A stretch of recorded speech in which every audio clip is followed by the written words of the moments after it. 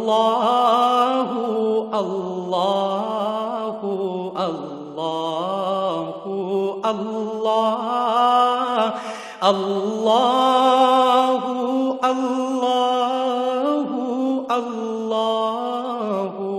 اللہ اللہ الحمد للہ رب العالمین والصلاة والسلام علی حبیبہ محمد وآلہ وصحبہ. اعوذ باللہ من الشیطان الرجیم. بسم اللہ الرحمن الرحیم. وتعاونوا علی البر والتقوی ولا تعاونوا علی الاثم والعدوان. اللہم سبحانک لا علم لنا الا ما علمتنا انک انت العلیم الحکیم. مولانا صلی وسلم دائما ابدا علی حبیبک خیر الخلق کلہم.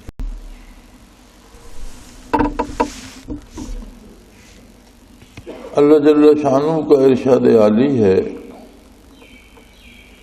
اور زندگی کا بحیثیت مسلمان زندہ رہنے کا ایک بنیادی اصول ہے. جسے بھی کلمہ حق نصیب ہوا ہے، جو بھی حضور اکرم صلی اللہ علیہ وآلہ وسلم کے دامان رحمت سے وابستہ ہے، جو خود کو مسلمان سمجھتا ہے، اس کے لیے زندگی کے ایک اصول ہے وَتَعَاوَنُوا عَلَى الْبِرِّ وَالتَّقْوَى. بر ہوتا ہے اللہ کی مخلوق کے ساتھ احسان، دوسرے لوگوں کے ساتھ جو معاملات ہوتے ہیں ان میں عدل و انصاف، امانت و دیانت. اور تقویٰ ہوتا ہے جو معاملہ اللہ کے ساتھ ہے اس میں خلوص. یعنی دو باتیں کہ جہاں مخلوق کے ساتھ ہمدردی ہو، حمایت ہو، امانت و دیانت ہو، بھلائی کا کام ہو، اور جن امور میں اللہ کی رضا مطلوب ہو ان میں تعاون کریں.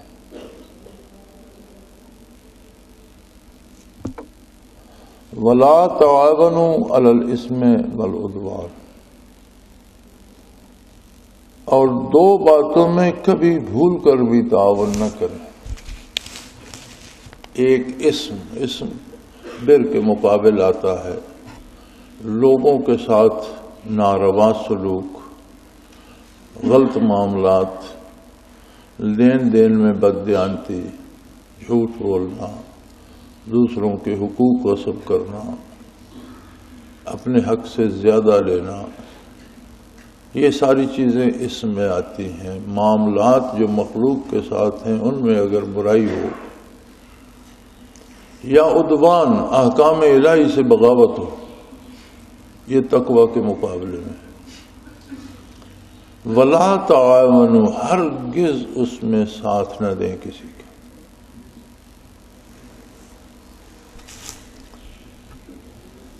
یہ وہ بنیادی اصول ہے جس پہ نبی کریم صلی اللہ علیہ وآلہ وسلم نے پوری سلطنت اسلامیہ میں، اس کے بعد خلفائے راشدین نے اور بڑے بڑے عادل مسلمان حکمرانوں نے جس پر عمل کر کے دکھایا.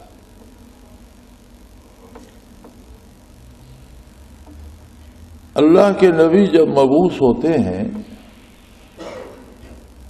تو وہ لوگوں کو مارنے یا قتل کرنے یا لوگوں کو ملیا میٹ کرنے کے لیے تشریف نہیں لاتے، بلکہ نبی لوگوں کو اللہ کی طرف دعوت دینے کے لیے مبعوث ہوتا ہے، لوگوں کو زندگی سے آشنا کرنے کے لیے مبعوث. اگر لوگ مرتے ہیں تو وہ ان کی اپنی بدنصیبی ہے. فرعون اگر اپنی پوری قوم کو لے کر غرق ہو گیا تو یہ فیصلہ فرعون کا تھا. موسیٰ علیہ السلام نے بھرپور محنت کی کہ یہ عظمت الہی کا اقرار کر لیں اور دنیا میں بھی محفوظ ہو جائے اور آخرت میں بھی محفوظ ہو. خود نبی رحمت صلی اللہ علیہ وآلہ وسلم کے ساتھ 13 سالہ مکی زندگی میں کون سا ظلم ہے جو روا نہیں رکھا گیا؟ صحابہ کرام کے ساتھ کون سی زیادتی ہے جو نہیں کی گئی؟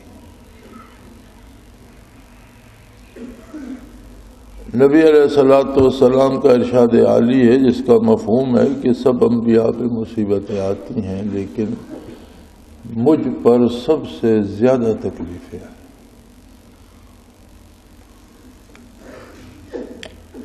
حتیٰ کہ ہجرت فرمائی، صحابہ کرام نے ہجرت کی، شہر چھوڑنا پڑا، جائیدادیں باپ دادا کی چھوڑنا پڑی، اپنی بنائی ہوئی مال منال چھوڑنا پڑا،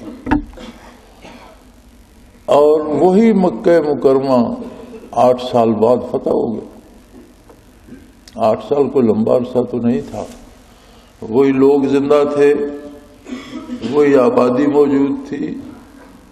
صحابہ کرام رضوان اللہ علیہم اجمعین نے جو گھر چھوڑے تھے وہ وہاں کھڑے تھے، مکان تھے، جائیدادیں تھیں، زمینیں تھیں۔ لیکن جب حضور بحیثیت فاتح بیت اللہ شریف میں کھڑے تھے تو آپ نے فرمایا انتم الطلقاء، جاؤ تم سب آزاد ہو۔ کوئی کسی سے انتقام نہیں لیا گیا، کسی کو قتل نہیں کیا گیا، کسی کو مارا نہیں گیا، بلکہ صحابہ کرام رضوان اللہ علیہم اجمعین میں سے کسی مہاجر نے اپنی جائیداد واپس نہیں لی، بلکہ مکہ مکرمہ میں اگر جاتے تھے تو نماز قصر پڑھتے تھے کہ ہم یہاں مسافر ہیں،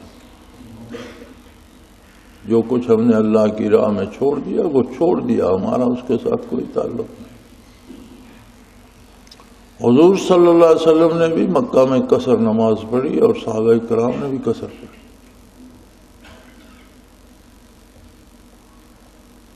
تو قتل عام کو حکم بھی صادر فرما سکتے تھے، لیکن انبیاء کا مقصد بندے مارنا نہیں ہوتا، بندوں کو اللہ کی طرف دعوت دینا، واصل باللہ کرنا، اللہ کا بندہ بنانا ہوتا ہے۔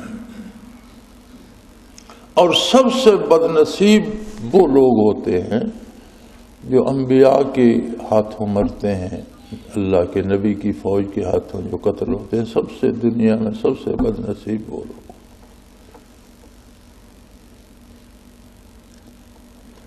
علماء کرام فرماتے ہیں کہ مکہ مکرمہ میں ایک شخص تھا، اس نے نبی علیہ الصلوۃ والسلام سے کسی دن کہا کہ میں نے ایک گھوڑے کا بچہ رکھا ہوا ہے اور اسے میں مکی کے دانے کھلاتا ہوں، بہت تنومند اور طاقتور اور موٹا تازہ گھوڑا بنے گا اور اس پر سوار ہو کر میں آپ کو قتل کروں۔ حضور صلی اللہ علیہ وسلم نے فرمایا کہ تو میرے ہاتھوں واصل جہنم ہوگا۔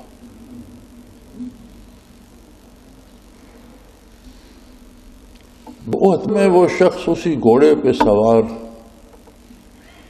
جنگ میں شامل ہوا اور حضور صلی اللہ علیہ وسلم پر حملہ آور ہوا۔ آپ نے بھی اس پر نیزہ پھینکا، اس نے خود پہنا ہوا تھا اور کڑیاں تھیں نیچے تک، تو کسی کڑی میں آپ کا نیزہ مبارک لگا اور اس طرح گردن پر جریٹ سی آ گئی، گھوڑے سے بھی گر گیا اور تڑپ رہا تھا، چلا رہا تھا، اٹھا کر وہ لے گئے، وہ چیخ چلا رہا تھا، خیمے میں جا کر کسی نے کپڑا لپیٹ دیا، پھر شکست ہوئی۔ تو جب مشرکین بھاگے تو تعاقب بھی کیا صحابہ کرام نے، 6-7 میل تک تعاقب کیا۔ جب فارغ ہوئے تو وہ چلا رہا تھا، شور کر رہا تھا، تو کسی نے کہا یار اس کا زخم تو دیکھو کتنا خطرناک ہے، اب اس پر کوئی دوائی لگاؤ، کوئی مرہم وغیرہ لگاؤ۔ تو جب انہوں نے وہ کپڑا گردن کے گرد سے کھولا تو وہاں تو ایک ہلکی سی جریٹ پڑی ہوئی تھی کھال پر اور ایک سرخ لائن بنی ہوئی تھی۔ تو مجھے لگا تو ہے کچھ نہیں۔ اس نے کہا میں یہ سمجھتا ہوں کہ جہاں جو یہ آپ کہہ رہے صرف لکیر ہے، میں یہ دیکھ رہا ہوں کہ اس میں تو آگ بھر گئی ہے اور مجھے اس نے تڑپا کے رکھ دیا اور میں اسی سے مر جاؤں گا۔ کہ یہ تو زخم ایسا نہیں ہے کہ تم مر جاؤ. اس نے زخم تو ایسا نہیں ہے، لیکن اس ہستی نے مجھے فرمایا تھا کہ تو میرے ہاتھوں قتل ہوگا. ان کی بات کبھی غلط نہیں ہوتی. اور مکہ پہنچنے سے پہلے واصل جہنم ہو گیا. علماء حق لکھتے ہیں کہ وہ شخص سب سے بد نصیب تھا، سب سے بد قسمت تھا جو محمد الرسول اللہ رحمت للعالمین کے ہاتھوں قتل ہوا.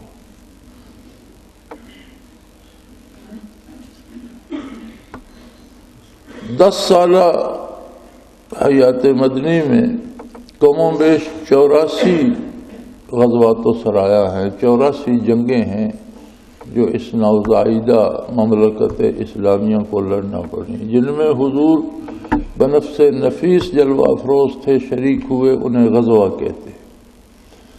اور جن کی کمانڈ تو حضور کے پاس تھی، لیکن اپنا قائم مقام کسی کو بنا کر، حاکم بنا کر، سالار بنا کر کسی دوسرے کو بھیجا، اسے سریہ کہتے. یہ 14 حکومتی جنگیں تھیں، حکومتیں حکومتوں سے لڑ رہی تھیں. 84. جب ان کے مقتولین کی تعداد پہ نظر جائے تو غالباً، اگر مجھے صحیح یاد ہے، تو کفار مقتولین کی تعداد شاید 1400 کے قریب ہے 84 جنگوں میں. اور مسلمان شہداء کی تعداد 300 یا 300 سے کچھ کم ہے. یہ جہاد تھے. جہاد کا معنی ہوتا ہے ظلم و زیادتی کو روکنا اور عدل و انصاف کو قائم کرنا. جہاد کا معنی بندے قتل کرنا نہیں ہے.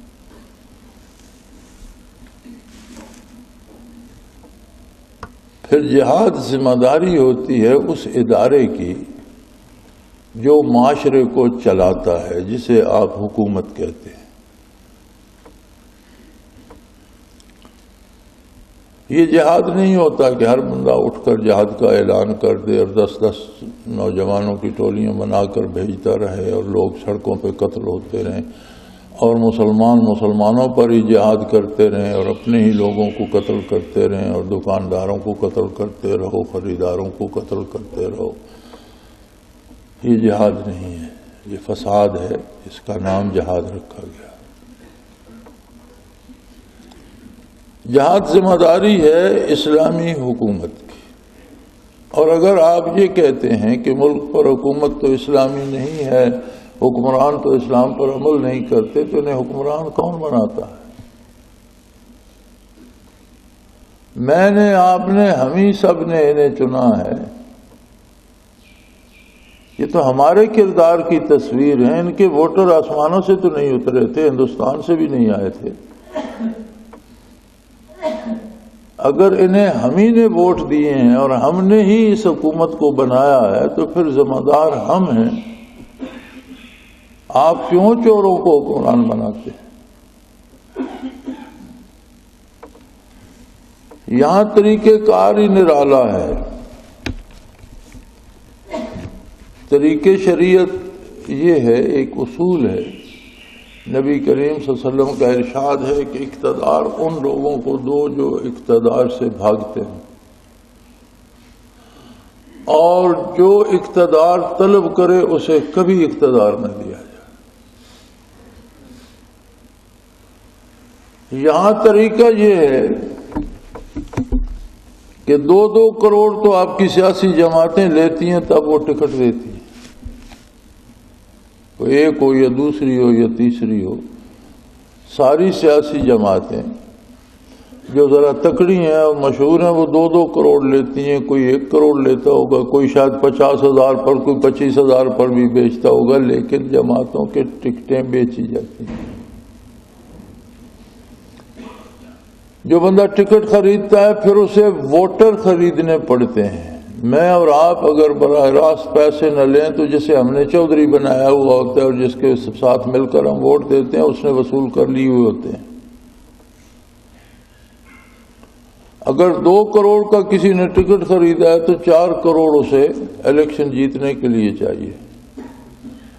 6 کروڑ انویسٹ کر کے جو جاتا ہے وہ اپنے لیے 12 یا 15 کروڑ بنائے گا یا آپ کے مسائل حل کرے گا؟ یہ تو ایک بزنس بن گئی ہے، ایک تجارت ہے، لوگ اس میں پیسہ لگاتے ہیں اور پیسہ بناتے ہیں۔ اور ہم اور آپ بھی جو ووٹ دینے والے ہیں، ہم بھی بینیفٹ لیتے ہیں، پیسے لیتے ہیں، بیٹا نوکر کراتے ہیں، زمین الاٹ کراتے ہیں، کوئی نہ کوئی ہم بھی کچھ نہ کچھ لیتے ہیں۔ تو پھر ان سے امیدیں وابستہ کرنے کا کیا مطلب ہے؟ آپ نے ووٹ دینے سے پہلے اپنی اجرت لے لی، بات ختم ہو گئی۔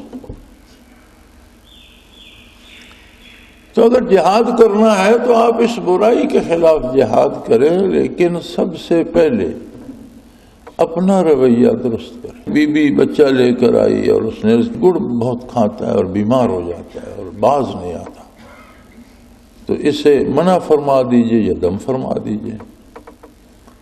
تو آپ فرمایا بی بی اسے کل لے آنا۔ وہ دوسرے دن آئی تو فرما دیا کہ بھئی کم کھایا کرو۔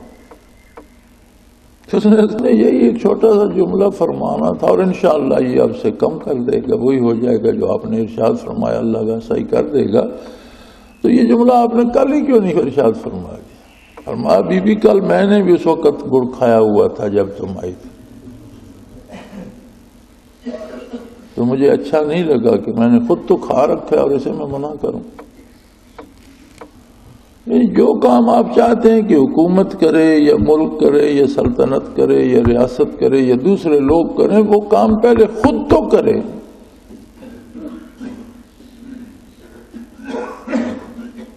ذخیرہ اندوزی کر کے چیزیں مہنگی کر کے بیچتے ہیں، غریبوں کو لوٹتے ہیں،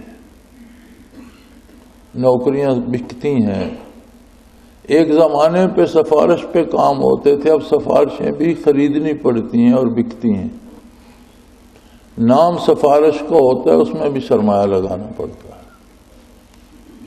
تو جہاں انسانوں کو زندہ رہنے کے لیے اپنے حقوق بھی خریدنا پڑے، اس معاشرے میں خیر کی توقع کیسے کی جا سکتی؟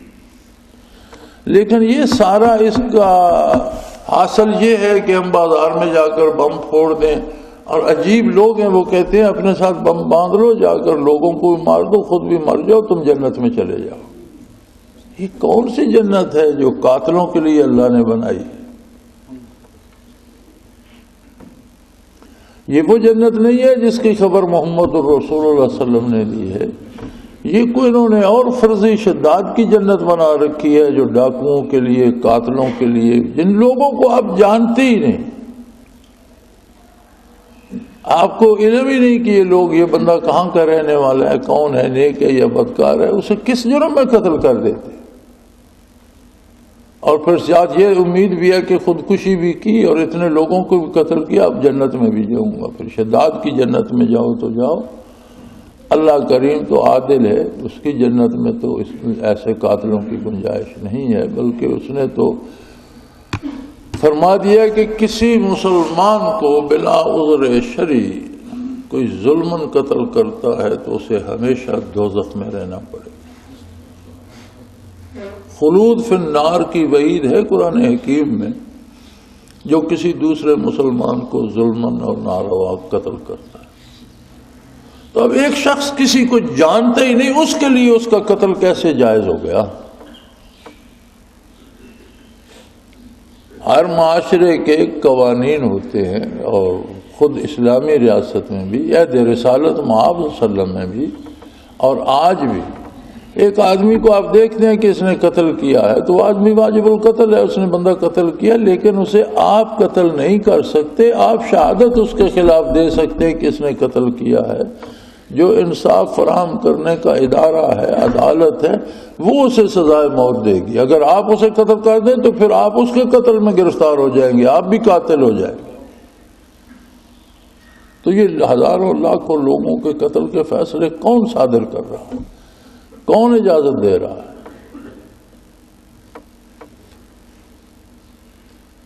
اور کتنی عجیب بات ہے، سلطان صلاح الدین ایوبی رحمۃ اللہ تعالی علیہ نے اپنے بادشاہ کا، جن کے وہ جرنیل تھے، یہ ارادہ پورا کرنے کے ٹھان لی کہ بیت المقدس کو عیسائیوں سے آزاد کرایا جائے گا، اور زندگی بھر جہاد میں گزری ان کی، بادشاہ کے ہوتے ہوئے بھی اور بادشاہ کے بعد بھی۔ بیت المقدس پر ایک جنگ ہوئی، معروف جنگ ہے تاریخ کی، جس میں برطانیہ تک، کنگ رچرڈ تک، برطانیہ تک عیسائی فوجیں اور سارے مڈل ایسٹ سے اور ساری دنیا سے عیسائی جمع ہوئے تھے،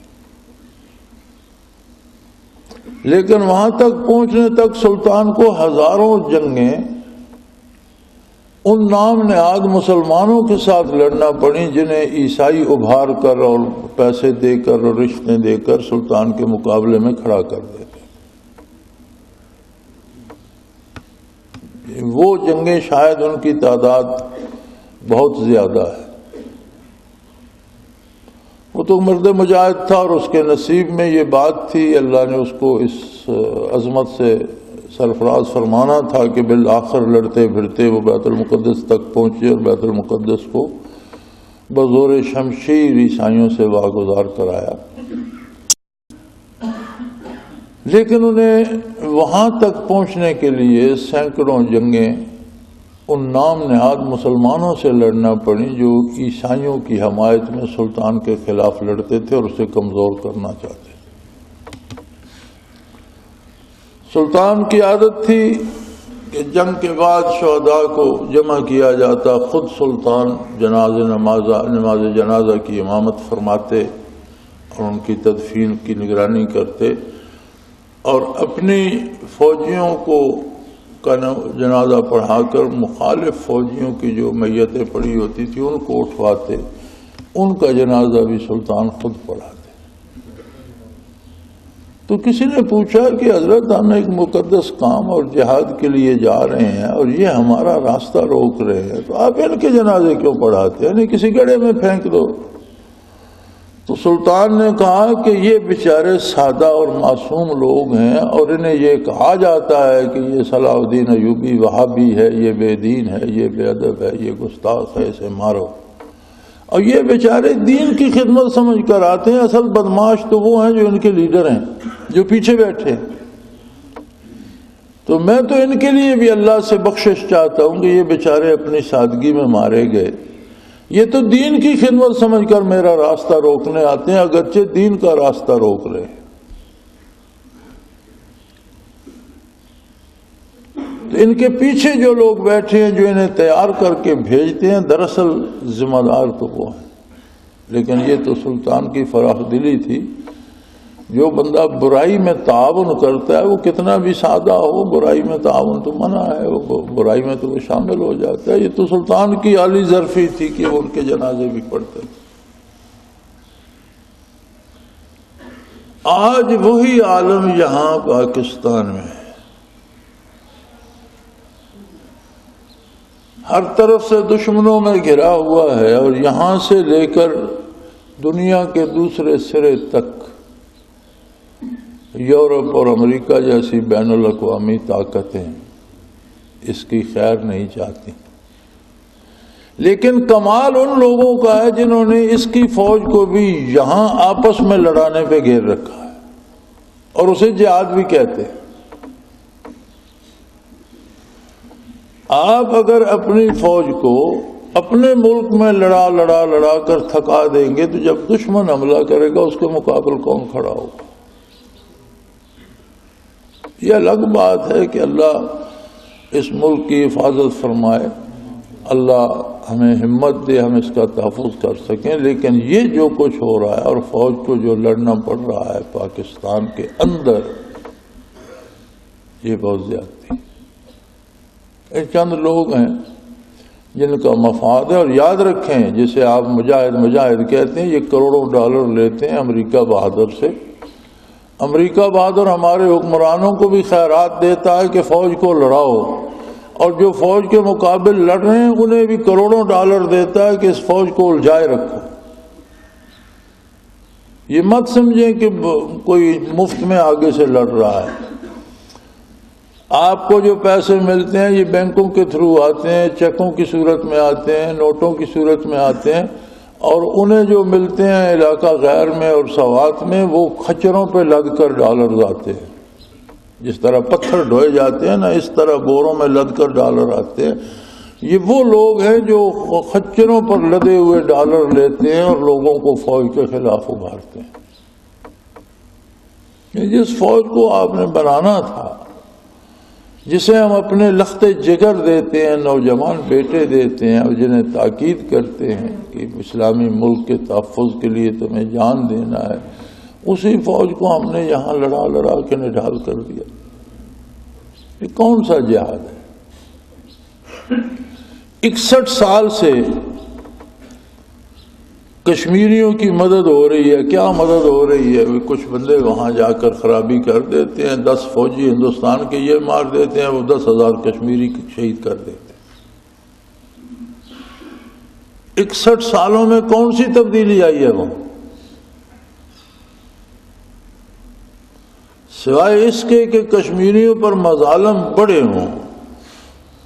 یہ آپ کے جہادوں نے جو یہاں سے سارے، اور جتنے جہادوں کے علمبردار بڑی بڑی جماعتوں کے یہاں بیٹھے تھے، اور جتنے لوگوں کے بچوں کو کالجوں سے سکولوں سے اٹھوا کر بھیجتے رہے کشمیر میں اور شہید کرواتے رہے، ان کے اپنے بچے امریکہ پڑھتے رہے اور اب تک پڑھتے ہیں. ان کے اپنے اکاؤنٹس امریکہ میں ہیں، ان کی اولادیں امریکہ سے پڑھ کر آئیں. بلکہ یہاں جو آپ کا ابھی تو مولوی بیچارہ تو ٹی ویاں توڑنے پہ لگا ہوا ہے، اور بے حیائی تو بہت آگے چلی گئی. ٹی وی پہ تو اب جو ہے وہ فحاشی رہ گئی ہے، حقیقی بے حیائی تو انٹرنیٹ پہ آ گئی ہے. تو انٹرنیٹ پھیلانے میں بھی ایک دینی سربراہ کے بیٹے کا پہلا لائسنس بنا تھا جس سے یہ بے حیائی آئی ہے. پاکستان میں پہلا انٹرنیٹ کا لائسنس جو تھا وہ ایک دینی جماعت کے سربراہ کے بیٹے کا تھا، جو امریکہ سے سارا کچھ پڑھ کر سیکھ کر آیا تھا، اسے پہلا لائسنس ملا. یعنی جو لوگوں کے بیٹوں کو جہاد پہ بھیجتے ہیں، اپنے بیٹوں کو امریکہ پڑھنے کے لیے بھیجتے ہیں، سارا دن امریکہ مرد آباد، امریکہ کو گالیاں دیتے ہیں، اور جو پائی پیسہ کہوں کا ملتا ہے چرا کر امریکہ میں جمع کراتے ہیں. تو کب آپ لوگ عام آدمی کب یہ سوال کرے گا، کب جاگے گا کہ یہ میرے ساتھ کیا ہو رہا ہے؟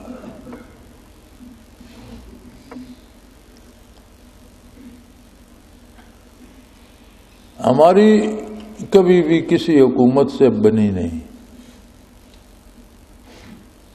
اس لیے نہیں کہ ہمیں کوئی اقتدار کی ضرورت ہے، اس لیے نہیں کہ ہمیں حکومتوں سے بہر ہے، اس لیے کہ الحمدللہ ہم ہمیشہ سچی بات کرتے ہیں، اور سچ حکمرانوں کو ہضم نہیں ہوتا. حکمران عادی ہوتے ہیں خوشامد سننے کے. اقتدار کے ایوانوں میں خوشامدیں سنی جاتی ہیں، حقائق نہیں. اور ہماری یہ عادت ہے کہ الحمدللہ ہم سچی بات کرتے ہیں، تو ہمیشہ ہر حکومت مخالف رہی.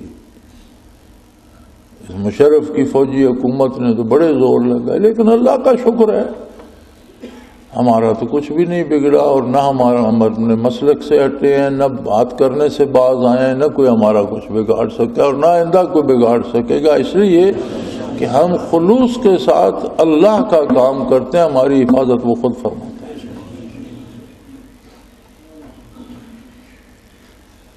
لیکن میرے بھائی، یہ جو بات میں عرض کر رہا ہوں یہ اس لیے کر رہا ہوں کہ اب اتنی زیادتی ہو رہی ہے، اتنا ظلم بڑھ گیا ہے کہ عام آدمی کو سوچنا پڑے گا. دیکھیں، حکومت سے وکلاء خوش نہیں ہیں، معزول ججز خوش نہیں ہیں، اور 2 سال ہو گئے ہیں وہ اس کے خلاف تحریک چلا رہے ہیں.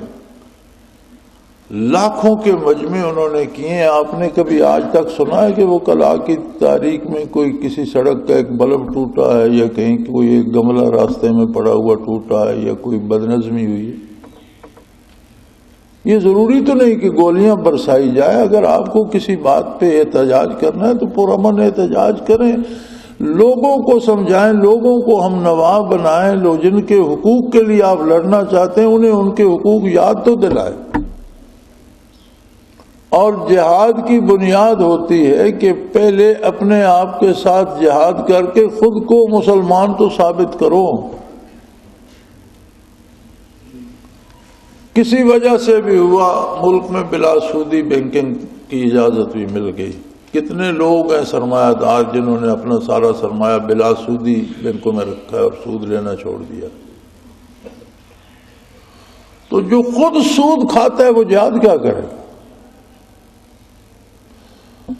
ہمارا تاجر طبقہ اکثر سال میں 4 عمرے کرتا ہے اور حج بھی ہر سال کرتا ہے اور گاڑیاں بھی رکھی ہیں، نمازیں بھی پڑھتے ہیں. کوئی ایک دکان بتاؤ جس پہ جاؤ تو وہ صحیح بھاؤ بتائے گا، پوری قیمت لے گا، صحیح چیز دے گا.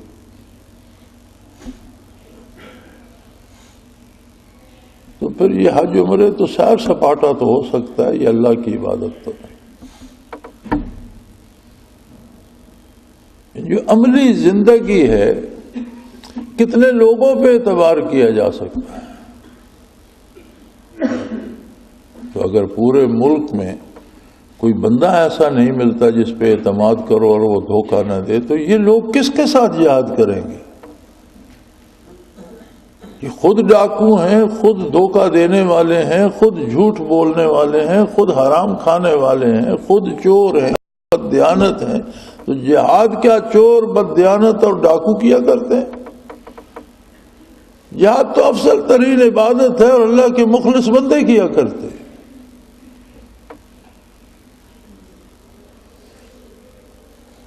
اب کل بڑا مارکا مارا کسی نے کہ میاں والی سے خوشحال روڈ پر پولیس کی چوکی تھی، 8-10 پولیس کے ملازم تھے، اسے اڑا دیا بم سے، سارے مارے گئے.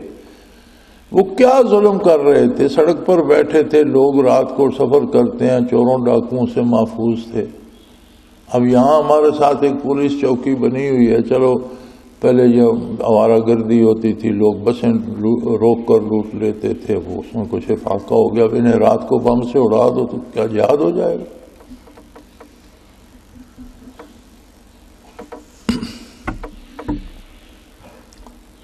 حجاج بن یوسف کے زمانے میں عراق میں ایک تحریک چلی کہ یہ بہت ظالم ہے اور ہم اس کو بنو کے شمشیر اتار دیں گے.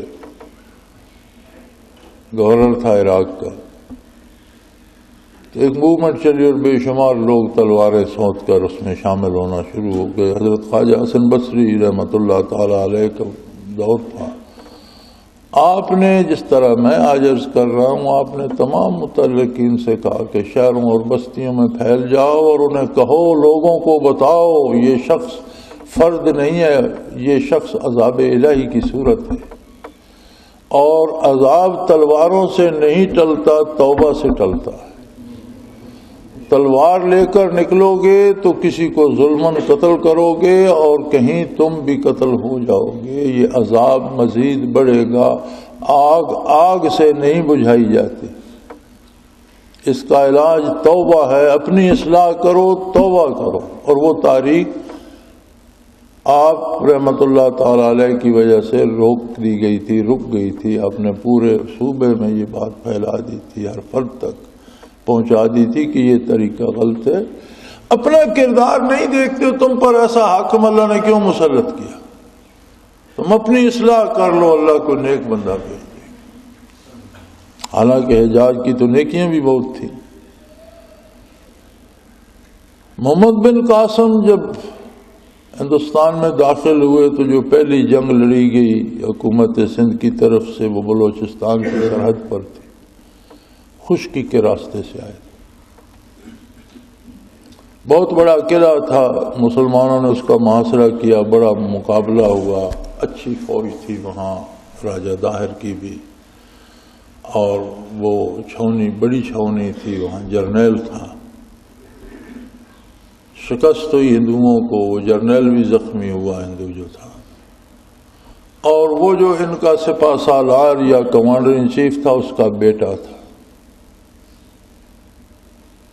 خود بھی جرنیل تھا، بہت اہمیت تھی اس کی. وہ زخمیوں میں آیا.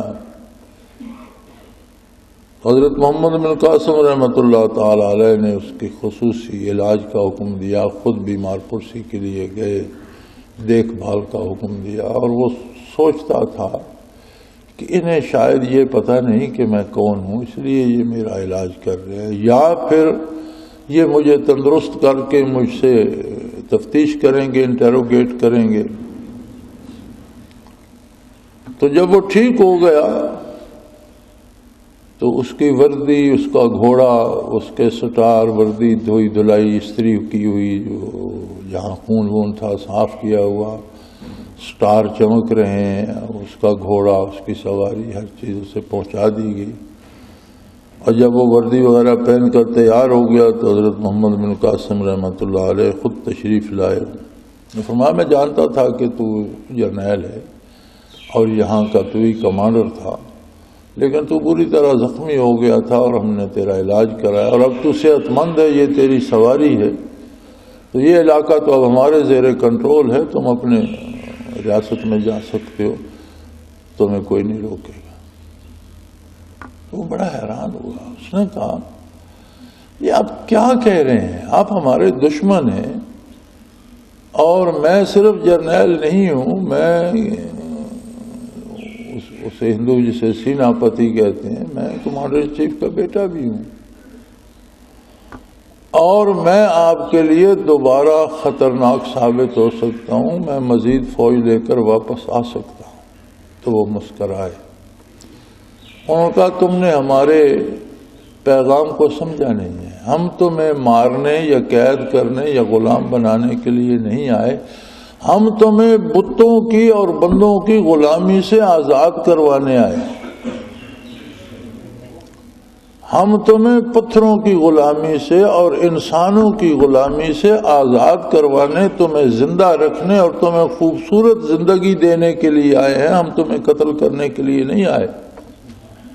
اور اگر تم پھر دوبارہ میدان میں آؤ گے تو کوئی حرج نہیں، تم نے پہلے آ کے دیکھ لیا، پھر بھی آ کے دیکھ لینا، کیونکہ ہم حق پر ہیں، اللہ ہمارے ساتھ ہے۔ اگر تم پھر ہمارے ساتھ ٹکراؤ گے تو نقصان تمہارا ہوگا، اس دنیا کا بھی اور اس دنیا کا۔ وہ خاموشی سے چلا آیا، راجہ طاہر کے دربار میں پہنچا، ساری رپورٹ دی، وجوہات زیر بحث آئیں، کس طرح تمہیں شکست ہوئی، ان کا لڑائی کا طریقہ کیا تھا، تمہاری فوج بھی زیادہ تھی، تم مقامی تھے، وہ باہر سے آئے تھے، حملہ آور تھے، وہ کیسے جیت گئے، وہ ساری بحث تمہیس جب ہو چکی، ساری رپورٹ دے چکا، تو اس نے کہا ایک میری آخری بات بھی ہے راجہ صاحب۔ وہ کیا؟ اس نے کہا وہ ہے لا الہ الا اللہ محمد رسول اللہ۔ اس نے کہا میں مسلمان تو وہاں ہو گیا تھا، لیکن وہاں اعلان کرتا تو آپ کہتے کہ یہ ڈر کے اس نے کلمہ پڑھا۔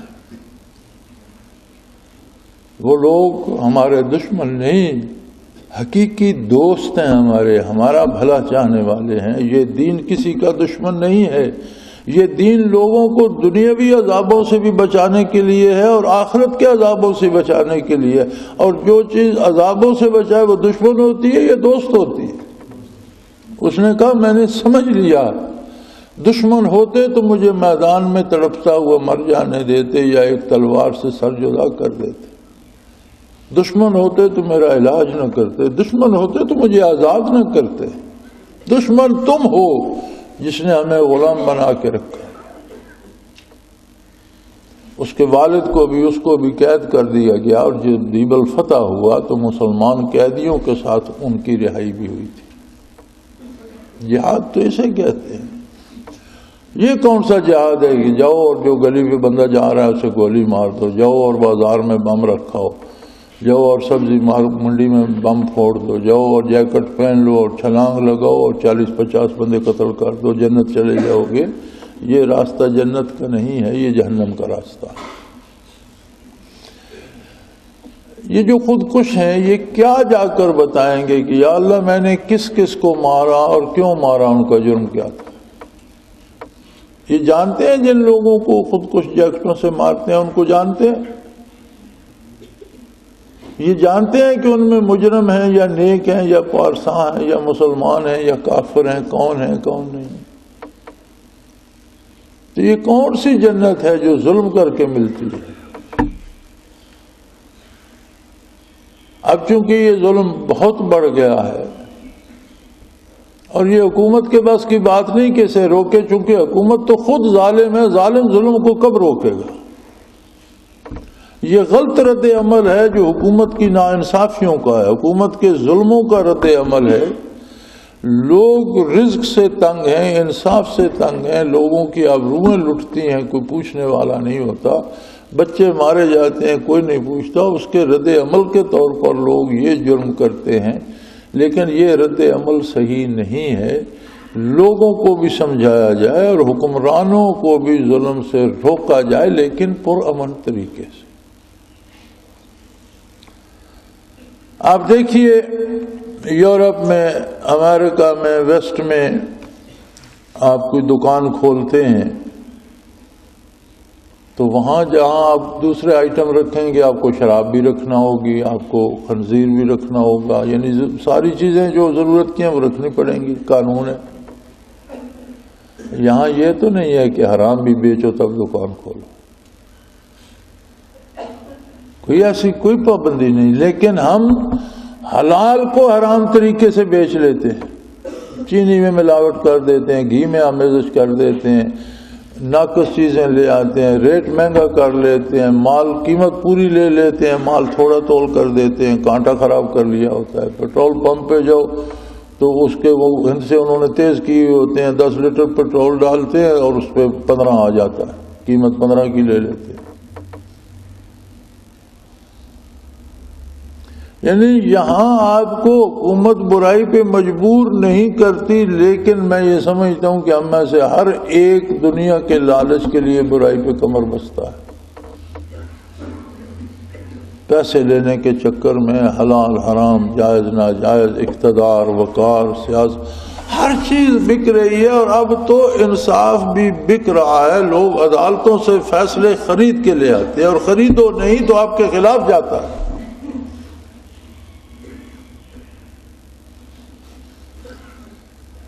وہ کسی زمانے میں، وہ جب ہم پرائمری میں پڑھتے تھے تو ایک لطیفہ سنا کرتے تھے کہ جی کسی نے تھانے دار صاحب کو رشوت میں پگڑی دی کہ جناب میرے حق میں عدالت میں بیان دیجیے گا، بڑی اچھی اس زمانے کی ململ، ڈھاکے کی ململ مشہور ہوتی تھی، وہ پورا تھان جو ہوتا تھا کپڑے کا وہ ایک انگوٹھی میں سے ایک کونے سے پکڑ لیں اور اس طرح انگوٹھی میں سے گزر جاتا تھا، اتنی نازک اور باریک ہوتی۔ تو وہ دوسرا فریق جو تھا وہ کہیں رات کو آیا اور اس کے پاس کوئی گائے تھی، اس کا دودھ بھی تھا، بچہ بھی تھا، وہ رات کو گائے دے گیا تھانے دار کو کہ جناب اب پگڑی کہاں اور گائے کہاں، وہ تو بہت مہنگی تھی۔ تو سوچا جب وہ تھانے دار صاحب پیش ہوئے تو انہوں نے گواہی تو دوسرے کے حق میں دی اور اس کو سچا ثابت کیا۔ تو عدالت سے نکلے تو اس نے پوچھا جناب وہ میری پگڑی، اس نے کہا وہ گائے کھا گئی۔ میں نے پگڑی دی تھی، اس نے کہا گائے کھا گئی۔ یہ ہم لطیفے سنا کرتے تھے اور حیران ہوتے تھے کہ ایسا ممکن تو نہیں ہے، یہ کسی نے افسانہ بنا دیا۔ آج بالکل یہ اس سے زیادہ ہو رہا، لیکن کیا بندے قتل کرنے سے یہ رک جائے گا؟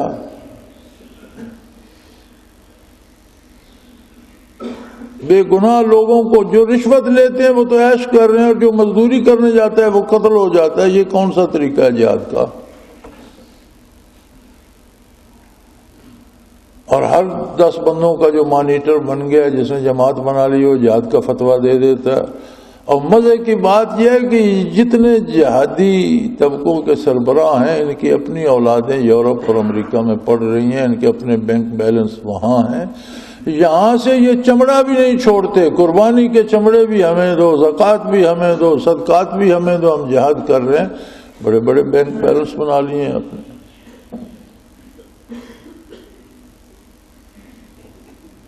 تو میرے بھائی دین نام ہے دنیا میں اللہ اللہ کے رسول کی اطاعت میں زندگی بسر کرنے کا، اور جہاد نام ہے اللہ کے دین پر لوگوں کو عمل پیرا ہونے کی محنت کرنے کا۔ نبی علیہ الصلوۃ والسلام نے اپنی اصلاح کو جہاد اکبر قرار دیا ہے، اور وہ حدیث شریف ایسے موقع پر ہے کہ جب آپ ایک جہاد سے ہی واپس مدینہ منورہ تشریف لائے تو فرمایا رجعنا من الجہاد الاصغر الى الجہاد الاکبر او کما قال رسول اللہ صلی اللہ علیہ وسلم کہ ہم چھوٹے جہاد سے بڑے جہاد کی طرف پلٹ آئے. آپ نے فرمایا میدان جنگ میں تلوار لے کر مار دینا یا مر جانا یہ وقتی ہنگامی جذباتی بات ہے، جوش میں آ کے کوئی بھی کر گزرتا ہے، اور ساری زندگی خود کو شریعت پہ کاربند رکھنا یہ جہاد اکبر ہے، یہ بہت مشکل کام ہے. آپ صلی اللہ علیہ وسلم نے فرمایا کہ یہ جہاد اکبر ہے، اور جس طرح میدان میں قتل ہونے والا شہید ہوتا ہے اسی طرح اپنے آپ کو، اپنے نفس کو، اپنی وجود کو، اپنی ذات کو، اپنی سوچ فکر کو، اپنے ارادوں کو دین پہ کاربند رکھنا یہ جہاد اکبر ہے. جو اس میں مرتا ہے وہ بھی شہید ہے، بلکہ شہید اکبر ہے. وہ تو وہ خوش نصیب تھے جن کی زندگیاں دن بھی عبادت اور رات بھی عبادت میں کٹتی تھی، ہر کام اللہ کی عبادت ہو جاتا تھا، اللہ کی اطاعت ہوتا تھا، اور پھر وہ شمشیر بھی سینے پہ لیتے تھے. آپ کیا سمجھتے ہیں کہ حضرت خالد بن ولید جنہیں رسول اللہ صلی اللہ علیہ وسلم نے سیف اللہ کا لقب دیا تھا کہ یہ اللہ کی تلوار ہے، 128 جنگوں میں انہوں نے حصہ لیا، 128 جنگوں میں حصہ لیا زندگی میں، اور کسی جنگ میں انہیں شکست نہیں ہوئی. رسول اللہ نے انہیں اللہ کی تلوار کہا تھا، لیکن ان کا وصال بستر پہ ہوا. جسم کا کوئی حصہ ایسا نہنگ نہیں تھا جہاں تیر، تلوار، خنجر، نیزے کا زخم نہ ہو، کوئی انچ بچا ہوا نہیں تھا، لیکن میدان میں شہادت ان کی قسمت میں نہیں تھی. اور موت کے وقت کہتے تھے کہ کمال ہے یا اللہ، میں نے تو ساری عمر یہ جان تیروں اور تلواروں کے سامنے رکھی، لیکن میری موت بستر میں مقدر تھی. تو آپ کیا سمجھتے ہیں کہ حضرت خالد شہید نہیں ہے؟ کیا کوئی یہ سوچ سکتا ہے کہ وہ شہید نہیں ہے؟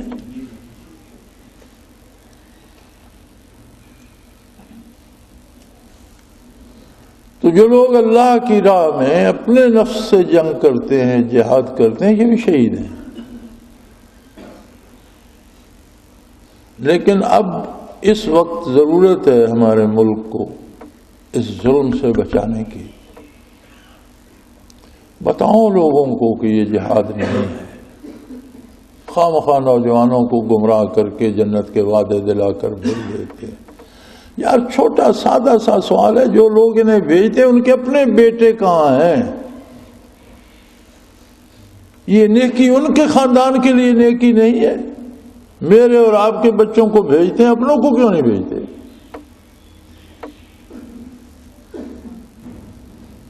حکومت کا کوئی کام اچھا نہیں ہے تو آپ اس کے خلاف احتجاج کریں. ادھر تو سارے ہم ساتھ ہو جاتے ہیں، رشوتیں چلتی ہیں تو ہم سارے رشوت دے کے اپنا کام کراتے ہیں. کہاں ہم کہتے ہیں کہ یہ رشوت بند کی جائے؟ ہم کہتے ہیں حکمران اچھے نہیں ہیں، عیاش ہیں. بھائی انہوں نے عیاشی کرنی ہے، پیسہ انویسٹ کیا ہے، دولت لگائی ہے، ہم سے ووٹ خریدے ہیں، موج میلے کے لیے خریدے ہیں، انصاف کے لیے تو نہیں خریدے. آپ اپنے رویے بھی تو بدلیں. پہلے اپنے آپ کو حق پہ قائم کریں اور پھر دوسروں سے حق پر عمل کرنے کا مطالبہ کریں. یہ صحیح طریقہ ہے. اگر پرامن جدوجہد سے ملک تقسیم ہو سکتا ہے، ہندوستان بٹ کر بھارت اور پاکستان بن سکتا ہے، تو دوسرا کون سا کام ہے جو پرامن جدوجہد سے نہیں ہو سکتا؟ کریں. حکومت جو غلط کر رہی ہے اسے غلط کہیں، لیکن صرف اس لیے غلط نہ کہیں کہ یہ حکمرانوں نے کیا. اگر وہ کوئی صحیح کام کرتے ہیں تو اسے صحیح بھی کہا جانا چاہیے. درست کو درست کہا جائے، غلط کو غلط کہا جائے. اپنا عمل سب سے پہلے اپنے عمل کی اصلاح کریں.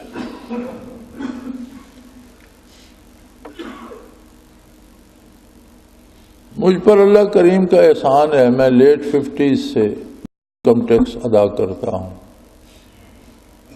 کول مائننگ کا بزنس میرا اس وقت سے ہے، الحمدللہ اللہ نے پیسے بھی بڑے دیے ہیں۔ تب سے لے کر آج تک میں نے اپنا اکاؤنٹ بینک میں سود پر نہیں رکھا، الحمدللہ۔ میں کیا کسی سے بھوکا ہو گیا ہوں؟ بلکہ مجھ سے ہمیشہ بینک والے سروسز چارجز لیتے ہیں، مجھے دیتے کچھ نہیں، میں سود نہیں لیتا ہوں، وہ میرے اکاؤنٹ سے سروسز چارجز کاٹتے ہیں کہ جناب تمہارے پیسے ہم سنبھالتے ہیں تو اتنا خرچ جو ہے سروسز چارجز کا سالانہ لیتے ہیں، کاٹتے ہیں۔ اپنے کلائنٹس کو چیک بکیں بینک کی طرف سے دیتے ہیں جو سود لیتے ہیں، اور مجھے قیمت لے کر دیتے ہیں۔ لیکن اللہ کا احسان ہے، میں تو جو سود لیتے ہیں میں ان سے زیادہ خوشحال ہوں الحمدللہ۔ جنہوں نے 10 سال کے لیے جمع کرایا اور دگنے تگنے ہو گئے، وہ سوچ بھی نہیں سکتے جن گاڑیوں میں سفر کرتا ہوں کہ ایسی گاڑی وہ دیکھیں بھی۔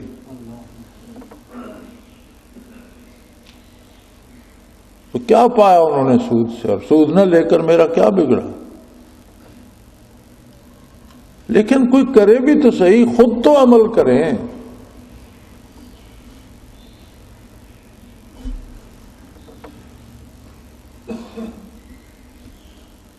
کچھ ایسا ساتھیوں میں ہے، کسی کو بعض سود جبرن لگ جاتے ہیں، جیسے گورنمنٹ سروس ہے تو وہ فنڈز کاٹتے ہیں، اس پہ سود دیتے ہیں، پھر وہ جو سود کا پیسہ ملتا ہے جی کیا کریں، ہمیں جمع کرا دو۔ ہم نے بھی ایک وہ ریڈ اکاؤنٹ بنایا ہوا ہے، اس میں باتھ رومز کی مرمت اور نئے غسل خانے بنا دیے اور اس پہ لگا دیا۔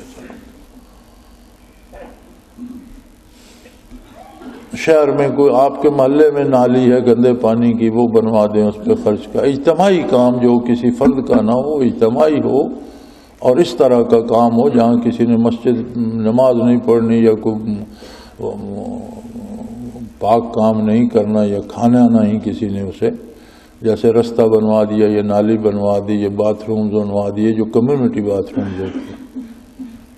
تو کچھ ساتھی وہ ریڈ منی اس کا نام ہم نے رکھا، اس کا اکاؤنٹ ہوتا ہے ریڈ منی اکاؤنٹ، تو ہم باتھ روم سے لگا دیتے ہیں۔ تو اب تو ایک اور بات بڑی مزے کی نکل آئی ہے، یہ جو ظلماً رشوت دینا پڑتی ہے، اس میں رشوت میں دے دیا، انہوں نے تو ویسے بھی حرام ہی کھانا ہے۔ کیونکہ رشوت کا مسئلہ یہ ہے کہ آپ اگر جو آپ کا حق نہیں بنتا وہ پیسے دے کر لیتے ہیں تو آپ بھی جہنمی، رشوت لینے والا بھی دینے والا۔ لیکن ایک چیز آپ کا حق بنتی ہے، اب دوسرا جو حاکم ہے یا عدالت ہے یا افسر ہے وہ نہیں دیتا جب تک آپ پیسے نہ دیں۔ اب جو آپ کا حق بنتا ہے وہ 10 لاکھ کا ہے، وہ 10,000 مانگ رہا ہے، تو فرمایا 10,000 اسے دے کر اپنا 9,90,000 کو بچا لو۔ یہ جو رشوت وہ لیتا ہے یہ ڈاکہ ہے، وہ جیسے ڈاکو راستے میں لوٹ لیتا ہے، اسے ڈاکہ کہا جائے گا، یہ رشوت نہیں ہوگی۔ تو ڈاکوؤں کو دے دو، لیکن خدا کے لیے سود کا ایک پیسہ بھی اپنے جسم پہ مت لگنے دو، کہ جو ذرا گوشت کا حرام سے بنے گا وہ دوزخ میں جلے گا، وہ جنت میں نہیں جائے گا۔ اور یہ جو رواج ہو گیا خودکشی کا اور گھر گھر قتل و غارت کا اور فوج اور حکومت کی چوکیاں اڑانے کا، خدا کے لیے یہ بھی جہاد ہے، لوگوں کو سمجھاؤ، بتاؤ کہ یہ طریقہ صحیح نہیں ہے۔ اور جنہیں جہاد کا شوق ہے انشاءاللہ بہت جلد وقت آ رہا ہے، صلاح الدین ایوبی رحمۃ اللہ علیہ کی طرح بیت المقدس سامنے ہے، ان صحراؤں میں نہ مارے جاؤ۔ غزوۃ الہند ہوگا، چونکہ یہ نبی کریم صلی اللہ علیہ وسلم کا ارشاد ہے، یہی میدان کارزار بنے گا، دنیا کفر ایک طرف ہوگی اور مسلمان مجاہدین ایک طرف ہوں گے، فتح مسلمانوں کو ہوگی، برے صغیر پاکستان بنے گا، یہ پورا برے صغیر اسلامی ریاست بنے گا اور پوری دنیا میں یہاں سے اسلام پھیلے گا۔ میں تو یہ دعا کرتا ہوں کہ اللہ ہماری زندگی میں ہو اور ہمیں اتنی صحت و عافیت دے کہ ہم اس میں شہید ہو سکیں، اس میں حصہ لے سکیں۔ تو اپنی قوت کو اس میدان کے لیے محفوظ کرو، اپنے جسم کو فٹ رکھو، ورزش کرو، خالص کھانا کھاؤ، تھوڑا کھاؤ، تیار رہو جہاد کے لیے، لیکن جہاد کے وقت جہاد ہوگا۔ یہ تو فساد ہے جو آج ہو رہا ہے، فساد میں نہ مارے جانا۔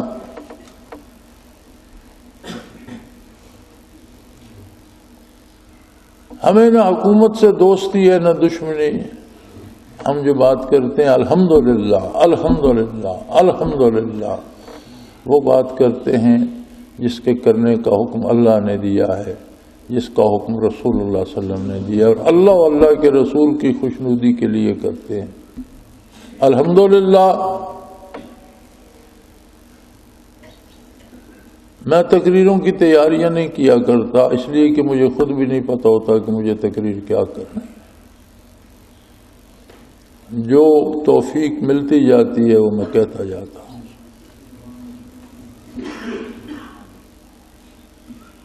تو یہ ظلم حد سے بڑھ گیا ہے، قتل و غارت گری حد سے بڑھ گئی ہے۔ لوگ اپنے ملک میں مہاجر ہو گئے ہیں، لوگ اپنے وطن میں، اپنے ضلع، اپنی تحصیل، اپنے علاقے میں لوگ بھاگے بھاگے پھر رہے ہیں۔ فوج بھی گولے برسا رہی ہے اور سول والے بھی مار رہے ہیں، اس میں غیر ملکی ایجنسیاں داخل ہو گئی ہیں، غیر ملکی ایجنٹ غیر ملکی سرمایہ سے فساد کر رہے ہیں۔ خدا کے لیے یہ جہاد ہے کہ اس فساد کو روکیں اور غزوۃ الہند کی تیاری کریں۔ اللہ کریم آپ سب کو ہمت و توفیق دے کہ آپ اس فساد کے روکنے میں کردار ادا کر سکیں۔ یاد رکھیں، سب سے بڑا جہاد اپنے آپ کے ساتھ ہے۔ اپنے آپ کو سنت پہ کار بند بنائیں اور اپنی زندگی کو اطاعت الہی اور اتباع رسالت کے سانچے میں ڈالیں، اور اپنے ماحول کو، ارد گرد کو، ساتھیوں کو، دوستوں کو، رشتہ داروں کو اللہ اللہ کی تلقین کریں، ذکر الہی سکھائیں، لوگوں کی امیدیں اللہ سے وابستہ کریں، اور کوشش کریں کہ اس فساد سے قوم بچ سکے اور جہاد کی تیاری کر سکے۔ وآخر دعوانا ان الحمدللہ رب العالمین۔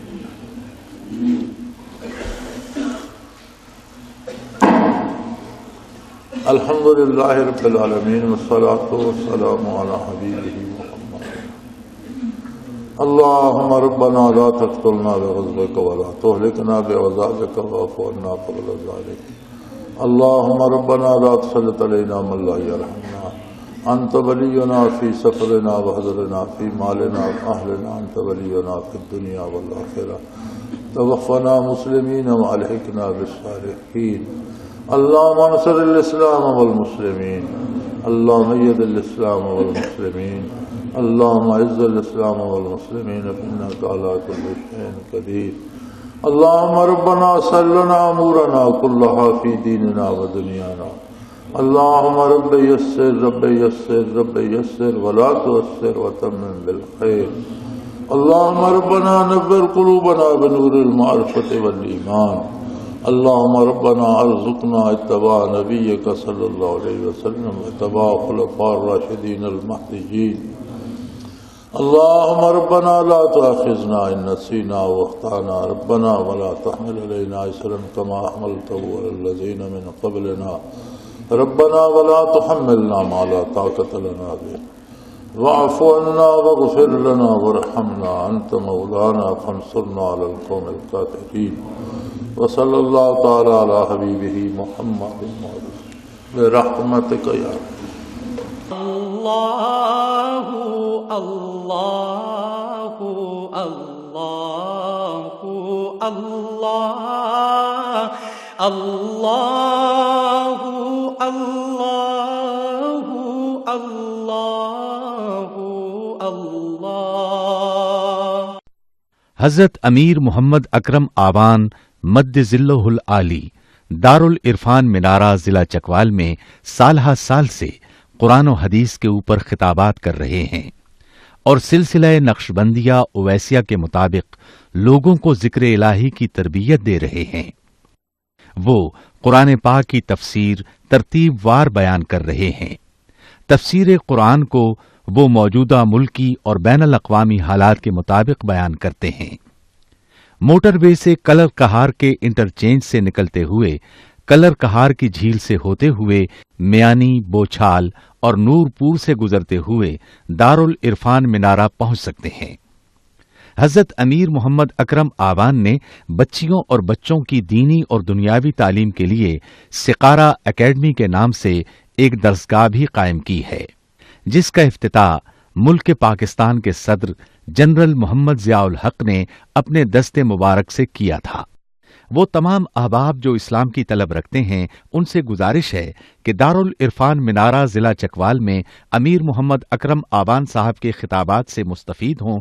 وہ ہر جمعے کو نماز سے پہلے بیان فرماتے ہیں۔